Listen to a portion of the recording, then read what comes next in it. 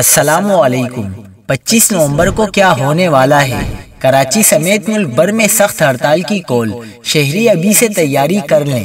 کیا آپ حالات حاضرہ سے آگاہی حاصل کرنا چاہتے ہیں؟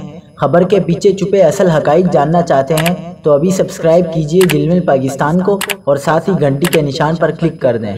آپ کو بتاتے چلیں کہ آل پاکستان پیٹرول پمپس ڈیلرز ایسوسی ایشن نے 25 نومبر کو ملک بھر میں ہڑتال کا اعلان کر دیا ہے۔ سیکریٹری اطلاعات آل پاکستان پیٹرول پمپس ڈیلرز ایسوسی ایشن نعمان علی بٹ کے مطابق 25 نومبر کو ملک بھر میں پیٹرول پمپس بند رہیں گے۔ گلگت بلتستان، آزاد جموں کشمیر اور چترال میں بھی پیٹرول پمپس بند رہیں گے۔